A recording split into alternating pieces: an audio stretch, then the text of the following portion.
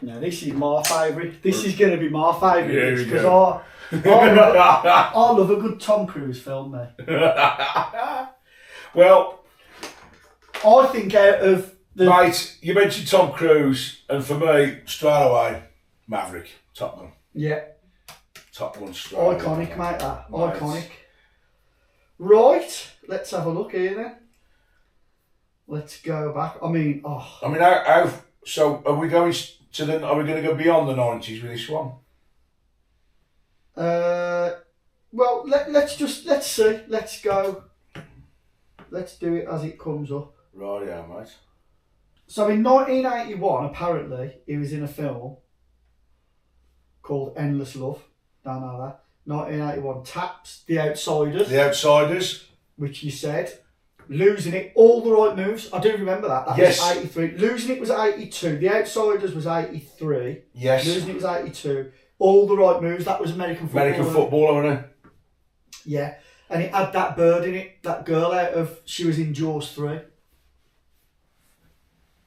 She was in Jaws 3 and she's been in a couple of other films and that as well. Right. Risky Business. That was Rebecca De Mornay. Is that Paul? No. That was he played the youngster. He played at the college. A Chicago teenager. He's looking for fun at home while his parents are away, but the situation quickly gets out of hand. Is it comedy? It's a bit of a risque sort of a comedy, if you know what I mean, with Rebecca De Mornay. It was like, what am I thinking of then? Where the Colour of Money. The Colour of Money. That was Tom Cruise, wasn't it? That was Tom Cruise. But where's that? He'll be there. Oh, there you go. Yeah. Now, you mentioned that the other day, Legend. Legend. My grandma loved Legend. So Legend, a young man must stop the Lord of Darkness from destroying daylight and marrying the woman he loves. Well, the Lord of Darkness was played by Tim Curry. Tim Curry, what an actor. Mate. Clue. Brilliant. He was in Home Alone 2 as well. And of course, everyone's going to say, the Rocky Horror Picture Show, he was in that. it's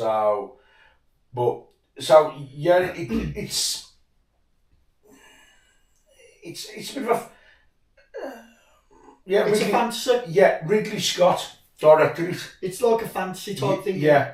Ain't it a bit like the Never Ending Story? Yes, type thing? That sort of thing, yeah. Yeah. And then we get to Top Gun. This is where things kicked off for a minute. Like Top Gun. Brilliant, mate. You know, these are the kind of films. So I'm just checking that we are running. Yeah, I mean, mate. It's... Right. Maverick and Goose. Goose, isn't it? There's something I've got to say in this podcast about this film. Maverick and Goose. It's a bit like you and Flem. Knew you was gonna. And I'll tell you why. I'll never forget, mate. Years and years ago, when it was all in our mid-20s, I organised all the lads to go to Cannon Raceway at Cosley, go-karting. Yeah. And there was at least gotta be 25 of us. It was a good group of lads. Anyway, the first, obviously, you had to go in, like the drivers were put in pairs, like teams of 2. And the first 2 names to be drawn out the hat, we've got a Stuart Degville and a Robert Flemings, and you walked to this. I feel the need for speed, and you did all that, and I thought, here we go. Yeah, the double hand. I thought, I'm going to try and do that now, but you and that moment, it just needed filming. It was just, a timeless moment between 2 great mates, which you still are to this day, and I'll just the look on you in your faces. I thought, look at these 2, the dynamic duo, Maverick and Goose. No one's gonna stop them. And did we win as well? No, in the end, everyone said, "Who's this Phil?" Phil, yeah, he was good. He was good with the go-karting. Yeah. Of course, I wasn't the best because I forgot to put the gloves on. Yeah, I got called back into the pits. But mate, But talking about the old go-karting, we'll get to Days of Thunder in a bit. Oh yeah, but I'll tell you what. Top Gun film. Great film. Again, you could argue that in a way, it's a bit of a chick flick with the romance side of things, but with the fighter pilots it's so good. They've all got that romantic element. I'm hoping he's going to watch this, and please tell me if I'm right, Fleet. Right, I'll always remember Fleet when it comes to films. Right, us guys, there's emotional moments for us blokes in a film, and I'll always remember. And please tell me if I'm right, Fleet. If you watch this, mate, Fleet is saying to me the only moment I've ever cried watching a film was when Goose died. Because I said, well, why is that, Fleet? Because Goose was the man. Goose was just great balls of fire. And Fleet said, when he'd gone, I thought, so what? I said to him, hang on, Fleet, what about when Mickey died in Rocky? I thought Fleet said he cried when Mickey died. No. Fleet, please tell me, Fleet, if I'm right saying this, mate, but I'm sure you said to me many, many years ago, whilst we were growing up, the only emotional moment you ever cried at a film was when Goose died. Because, you know, everybody loved Goose, didn't they? I thought he cried when Mickey died as well. Well, just confirm that, Fleet. But yeah, basically, he's a naval fighter in a weapons school where the best of the best train to refine their elite flying skills. When hotshot fighter pilot Maverick is sent to the school, his reckless attitude and cocky demeanour put him at odds with the other pilots, especially the cool and collected Iceman, Val Kilmer. I'll tell you one thing. Here's a question to ask you then. What was the name of Tom Skerritt's fighter pilot name? Viper, wasn't it? It was Viper, yeah. And hang on then, who was Iceman's partner in crime? Slider. Was it Slider? You stink. He was in Terminator. I didn't know that. Yeah, but in Terminator. Again, Sarah Connor's roommate. Yeah. He was her boyfriend. But hang on, mate. Who was the one at the beginning that threw his wings, lost it? Beginning, lost it mentally.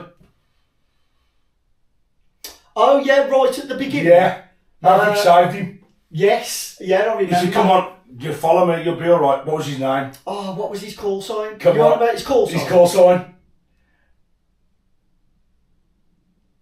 Oh, I can't remember. Was it Cougar?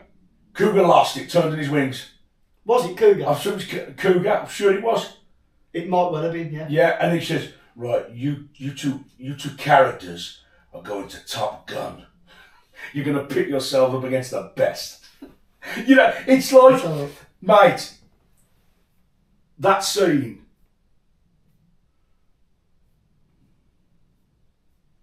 I can't. This for some reason. I'm sure it was Cougar. Cougar lost it. Probably was. Right, but it's like that scene and the look on Maverick's face, and you could hear the slight intro to Danger Zone happening, going, "Revving up your engine." Brilliant. Listen to it how. And he's got the call, and he loved it. It's like, again, like music plays its part in again, brilliant soundtrack. Do you know what? Most of Tom Cruise films, they all have good soundtracks. Yeah, but you ain't going to beat Top Gun for soundtrack, mate. Even, mate, I'm telling you, everyone loves Danger Zone. I like Days of Thunder, though. I like the Days of Thunder. I'm going to, mate, but yeah, guys, Top Gun answer the comments. Top Gun, Danger Zone. Everyone, it's just a brilliant driving tune, you know. It's like when the James Corden thing, when Tom Cruise. Oh, yeah. Oh, mate. Yeah. And he says, you know, revving up your engine, listen to it, you know, going up, oh, mate. It's just. It is good. It's just a class film. It is. And then the sequel, Maverick, which recently came out, brilliant. And again, really do you know when that was it? It was Goose and Maverick against Slider and Iceman in a volleyball. Yeah. And the way Maverick got to go because he'd arranged a date to see Charlie, didn't he? Kelly McGillis. Yeah. And the way Goose said to him, "Oh, come on, man, one more game, gotta go." And I thought, that's a bit like you and Flem. Come on, it's like Flem saying to you, "No, it might sound a bit daft, guys, I know it does, but with him and Flem." It's like Flem saying to you, "Oh, come on, Deb, one more game." You know what I mean? So I'm retired. But, you know, that's the friendship with you and Flem. Mm. It's a bit like Maverick and Goose. Yeah, I suppose so. We're not fighter pilots, though, are we? Good job. Huh? Good job. And whilst I've got the looks, Flem ain't. But then again, I could imagine you and Flem jumping out of a plane. I've jumped out. I know you did, but imagine with Flem. Probably. You know, But yeah, Top Gun. Mate, Top absolutely Gun. fantastic film. And then after that... Can I continue this? Right. Well, you're going to anyway. Well, yeah. I mean, a great... when Maverick was cleared, his name was cleared in regards to Goosey's... To what happened. To what happened, right? It was the plane. It wasn't to do with Maverick, Yeah. it was the plane.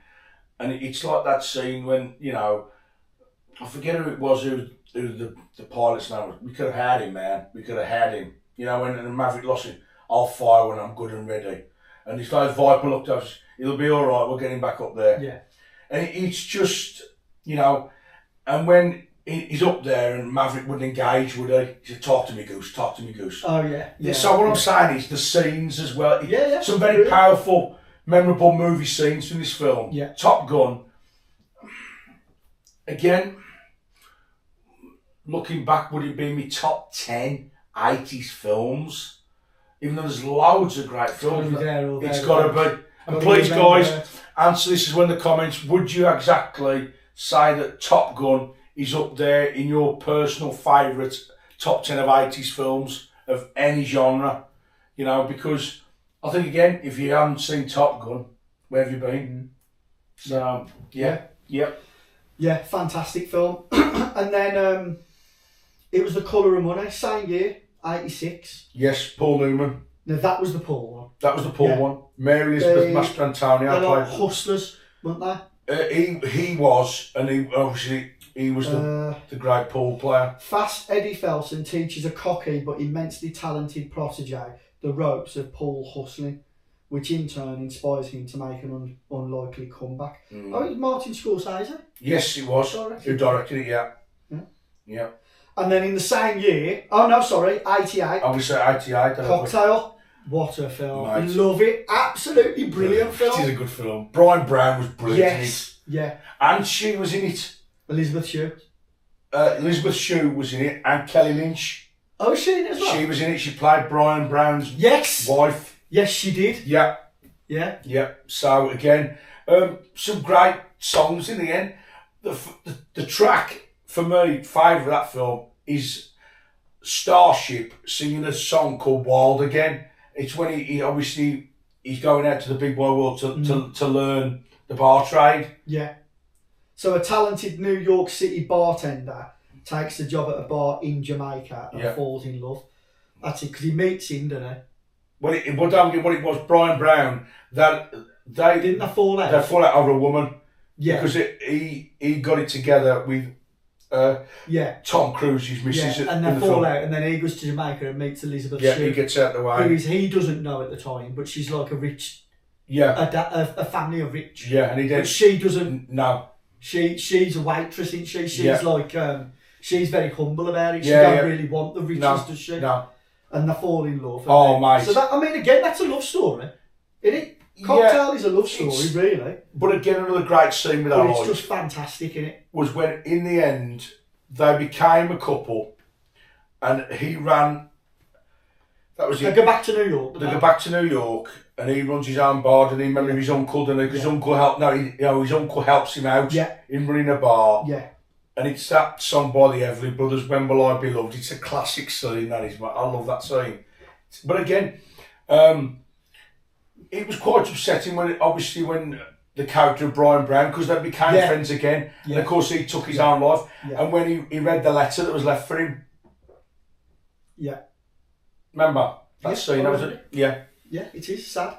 So, but it's a great film. Well, like I've said to you, mate, this is the one I've been looking most forward to do. Like, obviously, before this, we've done Kurt Russell, we've done Patrick Swayze. But for me, like, you just can't beat a Tom Cruise film. Absolutely, like, for me, it's my favourite out of the lot. And then, mate, what a film would you exactly say he's actually up there now with the great actors?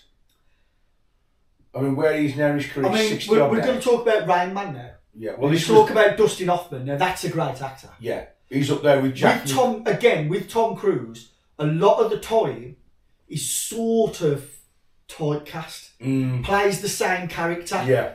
You know, a cocky, arrogant, like, but good-hearted Yes. person Yeah. who's an expert or like a gifted person in that field. Like he was just a gifted pilot. He's a gifted race driver in Days of Thunder, you know. And he sort of plays a gifted ball player. So I wouldn't say in terms of like acting that he's the greatest actor, but he's as a film star. Fuck it, mate. His films for me, they just hit a nerve with me. I just love it. I just love Tom Cruise films. You know, whether you like the man or not. I know a lot of people don't like him. But why don't people like him? I don't know, because I think he's arrogant or what have you. But to me, or because of the way that he's come across on chat shows or what have you. But all that aside, you know, and the Scientology and all that, and the way he went crazy when he went with that girl who was in the Batman films. What was her name? Nicole Kidman. No, the other one, the one after. Was her name Kelly Summit or? I don't know. I know the younger one, but. Yeah, and he jumped on the couch, didn't he? I'm in love and all that. So I can see why some people think he's a bit of a dick. But for me, as a film star, absolutely. And I don't think he's a dick. I just think he did what... He's good at marketing himself. Yeah, he's talented as well. Yeah, but to me, he's brilliant. His films are fantastic. He's a professional pilot as well. And and even now, right into the noughties, now into the 2020... He's still making class films for me. He has stood the test of time. He has, yeah. You know? Can't argue that. But we're going back to this now. Rain Man. What a film. Rain Man. What, mate? I haven't seen it for a fair few years. It is a great film. And it really... We use this term with Van Damme about Bloodsport being the springboard for him. I personally think that Rain Man... Top Gun was obviously the springboard for Tom Cruise. But Rain Man, like you say, he channeled his energies better as an actor in that character he played in that film. Didn't it? More serious. Yeah. As a serious character to portray. And he did that, and it made people take notice. And it was, and do you know what? Yeah, I'm sort of eating my words a little bit here now, because in that, he did show good acting skills, because he went from being the selfish, you know, narrow-minded younger brother of his autistic older... He found out he'd got this autistic older brother, who was Dustin Hoffman, the Rain Man. But by the end, he changed. Yeah. He changed as a person, and he loved his brother, and he wanted to do right by his brother. Right. And it was a good, brilliant acting role. Now, again, if you've not seen Rain Man, that's a film. I remember. You've got to watch Rain Man. So after a selfish LA, he's a yuppie. There's describes a yuppie here. Learns his estranged father left a fortune to an autistic savant brother in Ohio that he didn't know existed. He absconds with his brother and sets out across the country, hoping to gain a larger inheritance. So in the beginning, it's all about the money. Money's the motive. But then he forms this relationship with his brother. He does. Who Dustin Hoffman plays the part. Yeah. Mate, that's acting. Yeah. That's acting. Yeah. Mate, no, because I have really got a fondness for people that they put their heart and soul into the role. And he obviously did with that. I always remember back in the 80s when that was released, it was a lot of people, the word was around the video shops, oh, I'm going to watch Rain Man. It's a great film. Even though it wasn't at the time growing up, no, it's not really a film. It's too serious a film for me to watch back then. Yeah, because we was only kids, weren't we? Yeah, exactly. But at the time when it was being released, I don't think as well, you know, I don't think that was at the cinema. Rain Man. Maybe not. I don't think Rain Man was on the cinema. Top Gun, yes. And Cocktail, yes, but I don't think Rain Man was. Correct me if I'm wrong. Please tell me in the comments, or whether you want to Google it now to find out. Let's have a little Google. Was Rain Man released in cinemas? Yeah, it was. Premiered in the United States on December the 16th, 1988, and then it was released in the UK on March the 3rd, 89. Oh, that's right. Yes, it was 89. Yes. Yeah. So yeah, it was. It's funny, isn't it, though, how you don't remember some. Obviously, you don't remember it being released at the cinema. No. But some others you do. But of course, we're only young at the time, Exactly. weren't we? So. But yeah, definitely watch Rain Man. If you've not seen that, that is one hell of a film. The acting in that from Dustin Hoffman is absolutely fantastic. And then, again, eat my word, because in this, he played a brilliant role. He did Born on the 4th of July. It was just... Born on the 4th of July, the biography. So it's based on a true person. Wasn't he end up in a wheelchair? Yeah, from the Vietnam War. Yeah. Yeah, he got paralysed. So, biography of Ron Kovic, paralysed in the Vietnam War. He becomes an anti-war and pro-human rights political activist after feeling betrayed by the country for which he fought. What have I said to you? I hate it. And I'm anti-war because they get the little man. None of these fuckers in suits want to go and fight on the front line, do they? No. Now let's get the poor man to do it for us. Fuck 'em. But yeah, again, Born on 4th of July. It was good acting in that. Yeah, it was. And he had to play Again. a top role. Top role. Oliver Stone. Oliver Stone, yes, I was just about to say. The director, Oliver Stone, who later didn't he direct Platoon? I think he did. That was Oliver Stone film. I think he did, mate, yeah. Platoon. Yeah, Oliver Stone. And I know he directed The Doors, where Val Kilmer played the part of Jim Morrison. So again, Oliver Stone. But yeah, again, Born on the 4th of July, it's one of them films, it's a bit depressing. Yes. So you've got to be in the mood to watch it. But it is a good film if you like a war film. Yeah. And he plays a fantastic part in Yes. that. Now, we're getting to Top Gun on Wheels. Oh, yeah. Days of Thunder. Again. Where do you think? Days of Thunder. What a film. Yes. A young, hotshot stock car driver gets his chance to compete at the top level. Where do we start? Robert Duvall. Brilliant. Yeah, Harry Hogg. Star. Nicole Kidman's in it with him. Yeah, hang on. Randy Quaid. Mm.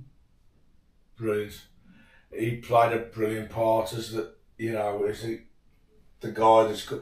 that ran some of the racing teams. And again, Rowdy Burns.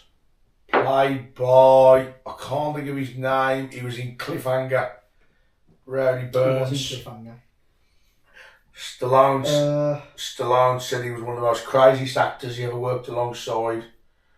Rowdy Burns. There is Michael Rooker. Yeah. Yeah, that's it. Tim. Randy Quaid. Tim. Yeah. But, mate, again, from start to finish, I mean... What a film, man. What a film. I'm just trying to strike up. I describe it as Top Gun on the racetrack. Yeah, then, right, I'll put the ball in your court, let's say, right? Or you take pole, let's say, right? Pardon the pun, you take pole position. Let's see memorable scenes in your eyes from that film. Where do you start, mate? Well, one of the most memorable is in the hospital where they're racing on the wheelchairs. That's really good. I like the bit where they play the prank on him. Yes, when after won his first race. Yeah. Yeah. Yeah. Obviously. Cole Trickle, that was his name. Cole Trickle. Cole Trickle, yeah. What I like about it as well is like how they pieced it together that all he knew how to do was drive. He didn't anything mechanical. And it was Robert Duvall. Yeah. It was Harry that had to teach him how to use the track and it's right. Look after his tyres. Yeah. And that it was so good. I like the first scene when they wanted to use Rowdy's car. Yeah. And he warned him, didn't he? Yeah. So Randy Quaid. Yeah. He ended up owning both. He owned. Yes, he was Rowdy's manager, but of course he knew this Cole Trickle. Yeah. And he says that was it. He says, "Do you think we should talk? Talk about what? How are you going to drive? No, how are you going to handle this thing? You know." And it did raise a few eyebrows, and it's like the way Rowdy Burns says, "Right, I've seen how you handle it on a track. Let's say you handle it with loads of cars around you. You know, and it was again. You have again like a rivalry was being built between Cole Trickle and Rowdy Burns. But like I said, it is literally Top Gun on the racetrack because even though they're enemies, even though they're opponents, they respect each other. And then when he like Maverick and Iceman, So again, and then we're gonna. Sorry guys, but we're gonna discuss this in more detail. Then obviously the rivalry's been built up. Then it's the big race at Daytona. And then what happened? There's a crash at turn 4, and that's when of course, then in the obviously the story goes where Nicole Kidman. The comparison to do you know what I mean? Nicole Kidman plays the doc. Yeah. So she's helping both recover from their injuries, and of course Cole he's recovered better than Rowdy. Because in the end, Rowdy wouldn't carry on going back to the hospital, would he? And in the end, Tom Cruise was getting close with the doctor, that Nicole Kidman, Claire.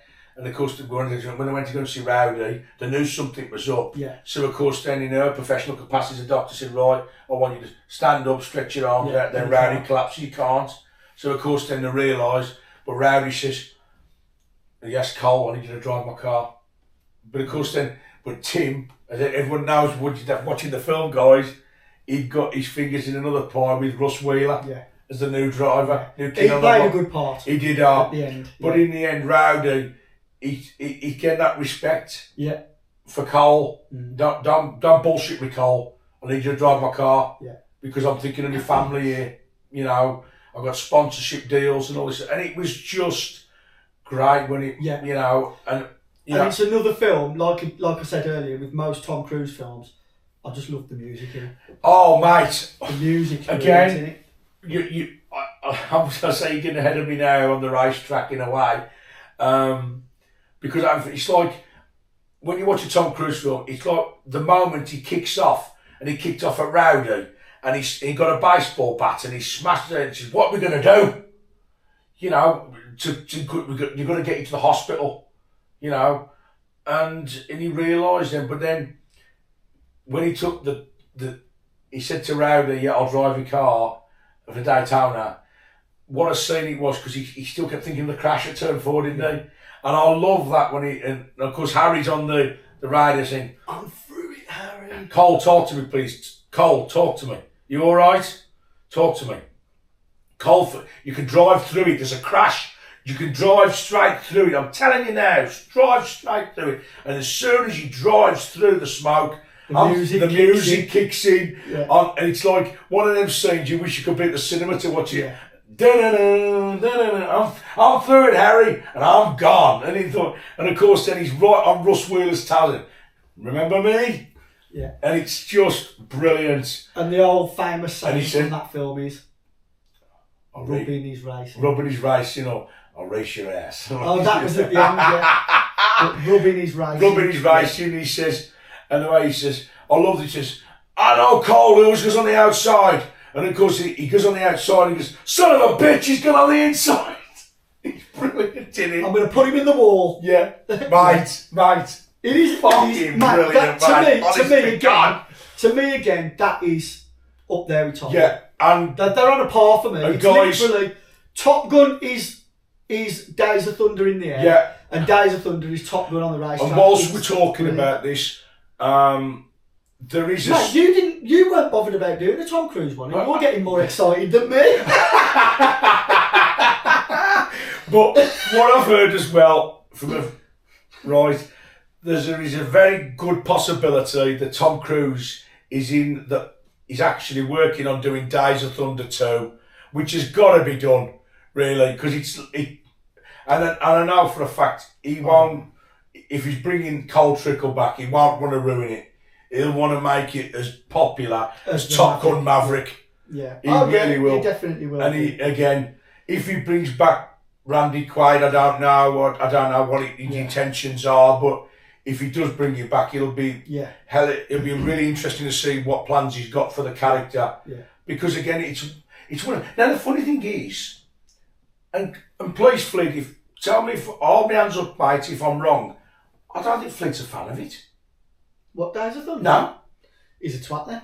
Well, I can't get my head around that. How can you not really Mate, say it's not opinions. really me? Well, Days of Thunder, it's a class film.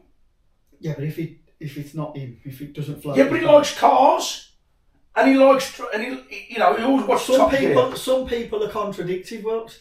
Some people won't have a sausage and egg sandwich, but they'll have a sausage and egg McMuffin. We're not going to go there.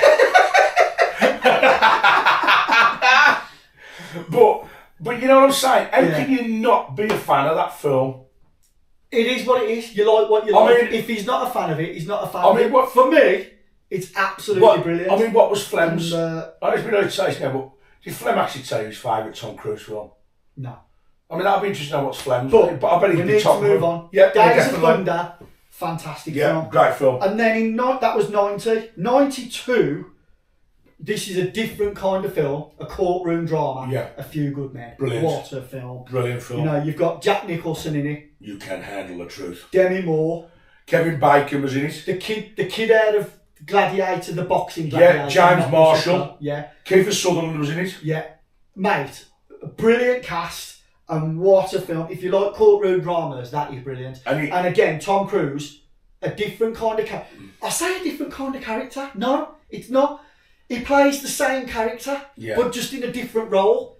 He's a cocky, let me read it. A military lawyer intends to prove that 2 US Marines charged with murdering a fellow Marine were only following their base commander's orders. But in the beginning of the film, Tom Cruise is a lawyer in the army, and his expertise is getting deals for people. So basically, getting them a deal where he can cut their prison time down or get them out of prison totally. Like, he cuts deals for them. But he has got talent. He can be a top lawyer. But he's cocky with it. Like, do you know what I mean? And then Demi Moore comes in and she helps him on this case. And he actually shows how good of a lawyer he really is. Jack Nicholson is the major or whatever he is. He's in charge of he's up there in the army with these Marines.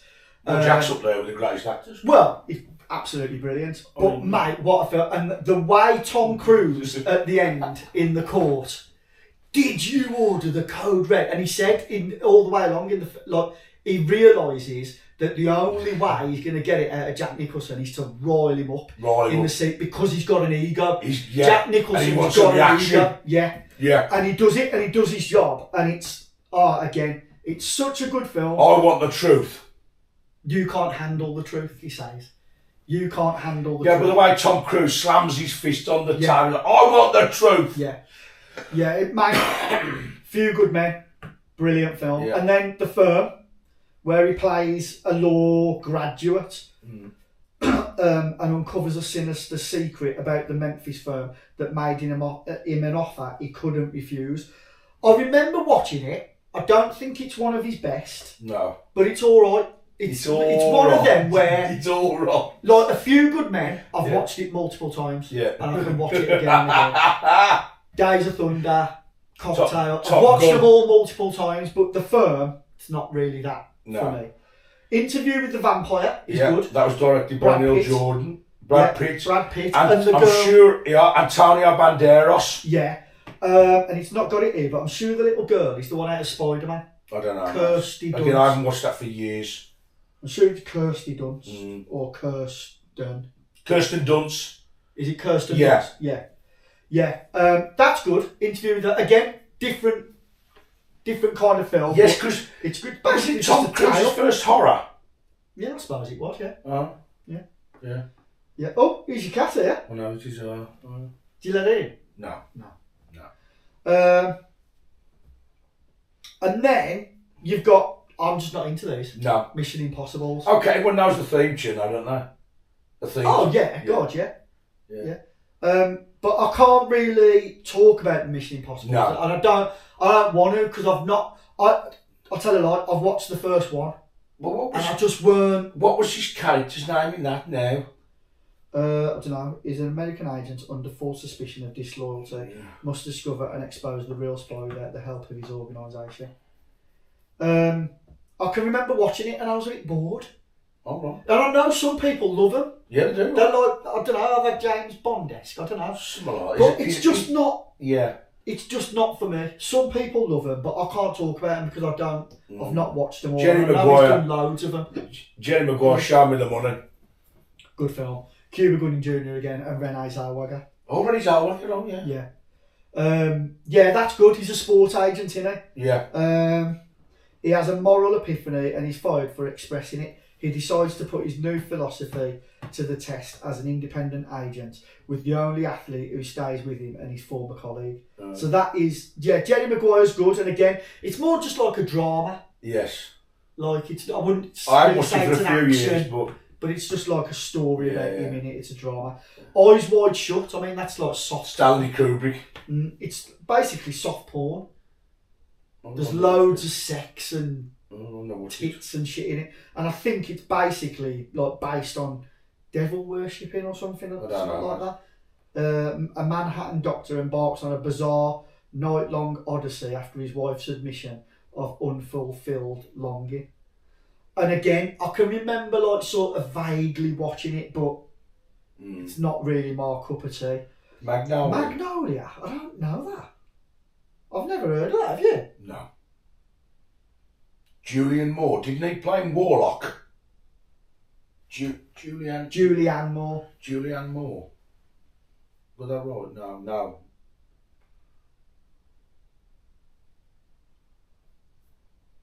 Yeah, I don't know. I've never heard of that. Magnolia. Just that Julianne Moore. Julianne Moore, she's in a few. She's been in a few things. Wrong. Yeah, sorry. Julianne Moore's been in a few things. Mission Impossible 2 and that. That's just a documentary. Yeah, Vanilla Sky. Now that's a weird film, but I enjoyed it. Right. It's difficult to sort of understand what's going on. I think I had to watch it about 2 or 3 times, but he plays a self-indulgent and vain publishing magnate, and he finds his privileged life upended after a vehicular accident with a resentful lover, and it does a lot of switching back. Yeah. But I remember like quite liking it. Yeah. Space Station 3D. No. Some of these I've never heard of. No. Minority. I've not seen it, but I've heard of it. That's really good. Steven Spielberg. Yeah, he sort of plays like a copper, but that can see into the future. Oh, right. He works with the pre-crime police, which stop crimes before they take place, with the help of 3 precogs who can foresee crimes. Yeah. Events ensue when John finds himself framed for a future murder. So now we're into the noughties now. Yeah. That's 2002. Yeah. So obviously we've passed the 80s and 90s era, which to me is like his iconic era of films. Yeah, they are. But I do just want to carry on because, like I said, I think he's stood the test of time for Cruise and he's still making great films now. Austin Powers, Gold Member. He was at the start of that. He was, yes. Brilliant. I forget. And that's what, as time's gone on, he ain't been worried to take the piss out of himself a bit. No. You know? But yeah, he played like a small part in that at the start. He played Austin Powers. Oh, right. He played the part of Austin Powers. And it's funny that he's never brought that back, at the beginning. Mike Myers. He did 3, didn't he? That was the third one. Yeah. So he did a part in that, and then this is up there for me, 2003, The Last Samurai. as one of his best. What a film! And he's in Timothy Spall's in it. You said Billy Connolly's in it. Billy Connolly, yeah. What a film that is, The Last Samurai. He plays an American soldier, but it's like back in the day. Yeah. And they're at war in Japan. But he gets captured.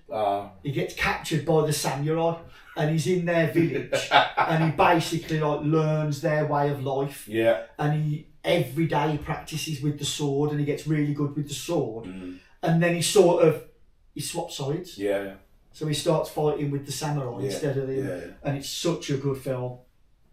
The one that I couldn't remember when we was talking the other day is Collateral. And he's a hitman, and he's in it with Jamie Foxx. Jamie Foxx is the one out of Django Unchained. No, you'll see it, mate. Yeah, brilliant. That Collateral is a good film again. That's another good. War of the Worlds, you won't have watched that either. No. War of the Worlds remake. Now that War of the Worlds, the first half an hour of that film, fucking brilliant, mate. Absolutely fantastic. Mission Impossible 3, Lions for Lambs. No, don't know. Injuries sustained by 2 Army Rangers behind enemy lines in Afghanistan set off a sequence of events involving a senator, a journalist, and a professor. I'll have to give that a go.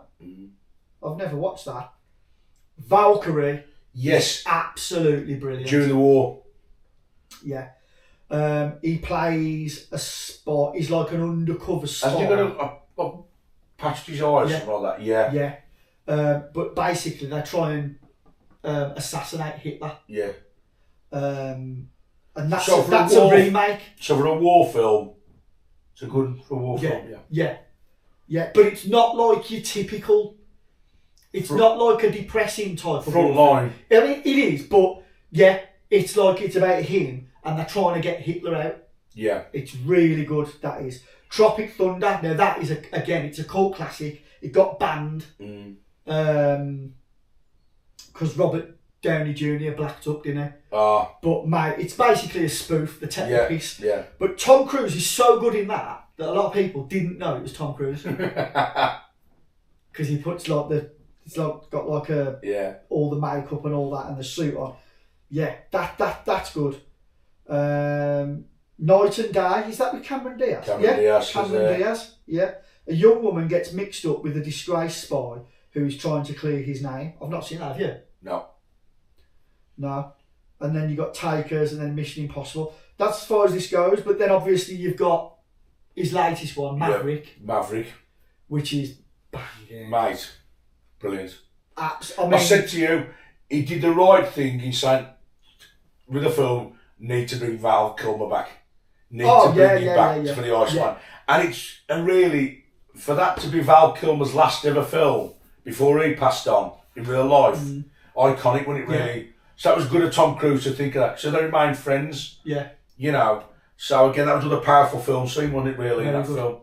Very good. And again, this is where I said earlier, guys, about the new Days of Thunder. With the technology and the way they make films now to how they did back then in the 80s and 90s, like the Top Gun Maverick, the plane scenes and everything. The special effects. The special effects. Mate. So could you imagine the special effects on a racetrack? Yeah. So this is what makes it enthralling to want to know how it's going to turn out. Yeah, it's just like he's got to do it in a way like he did Top Gun though, because again, you don't want to ruin such a good film. No. You know. So it's one of them, ain't it? You've really got to think it through and make it good. I can tell though, mate, that while we've been discussing this, you really are a fan of Tom Cruise. Yeah. Mate. Not necessarily Tom Cruise, but his films. Yeah. It's like... Yeah. I love all his... Well, the ones that I've seen. I don't think I've seen It's like moving Stallone, isn't it? Yeah. Apart from Mission Impossible, I don't think I've seen a bad Tom Cruise film. I love all his films. Yeah, I do. You know, so it's... Where do you go with? Where am I going to go with favourites? For me, there's only one. Well, okay, I like Days. Sorry, hold on, I forgot because the Jack Reachers. No, mate, you've got to watch the Jack Reachers. You got Jack Reacher, the first one, and then you've got Never Go Back. Right. And in the first one, he's with Robert Duvall again. And your famous saying to me, "Fucking brilliant film."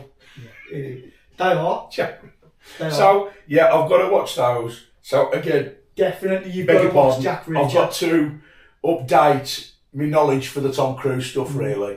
Maybe because I've been stuck in between 1987 and 1990 with Top Gun and Days of Thunder. Well, like I said earlier, mate, that is his like iconic era, especially for us at our age. But you must admit, we've done Kurt Russell and Patrick Swayze, and then obviously we did the ones before, the action heroes. Yes.